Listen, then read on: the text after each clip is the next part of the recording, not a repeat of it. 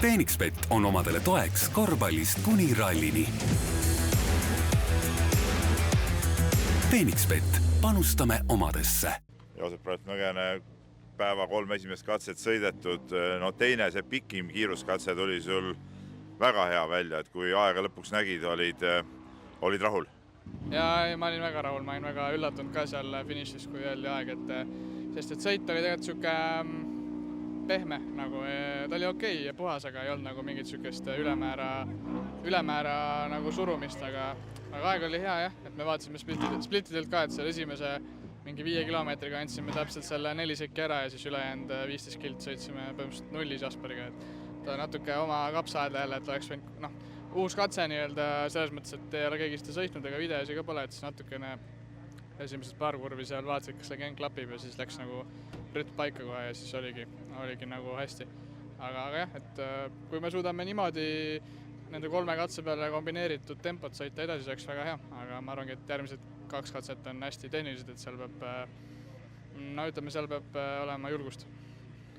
No, eile rääkisime ka, et sa ei ole saanud võib-olla väga hästi valmistuda siin nendeks rallideks, et kui hästi see enesekindlus sinu sisse on tulnud nüüd nende kiiruskatsetega, et kui hästi sa ennast roolist tunned praegu?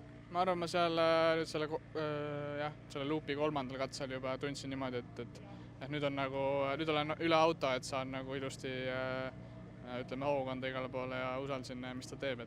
Et õnneks selle ettevalmistuse natuke korvab see, et meil on nagu inseneriga väga hea koostöö ja ta nagu on väga toetav ja mõtleb kaasa, et see nagu annab mulle ka enesekindlust.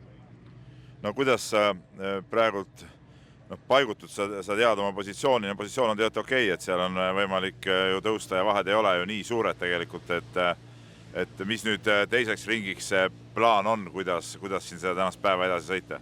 No ma arvangi, et kui me suudame niimoodi jätkata, nagu me oleme sõitnud praegu, siis on tegelikult okei, arvestades, et võib-olla tuleb vihma ka, et kui vihma tuleb, siis on kindlasti keerulisem, et seal võib natukene aega rohkem minna meil, aga jällegi ei tea, milles see pinnas käitub, et võib-olla pidamine ei olegi nagu Soome näitel, et kui vihma tuleb, siis kohe see pidamine nii halb ei olegi, et võib-olla siin on samamoodi, et ma arvan, et lähme nagu luup korraga, kui mitte katse korraga.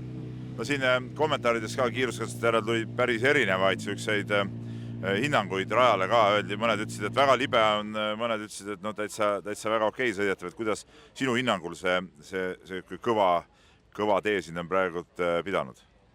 Ma arvan, et tegelikult on väga okei pidamine, et isegi kohati nagu see tee läks suht pehmeks ja siis nagu nii pinnas on raske, siis saab seda enam hoogu kanda, sest et sul pinnas püüab kinni kogu aeg autot. Et ma arvan, natukene meil see eilne kvalifikatsioonistrateegia täna töötas ka, et suuresti see tee 3. katse me saimegi puhta joonega tulla, et see kindlasti aitas ka kaasa.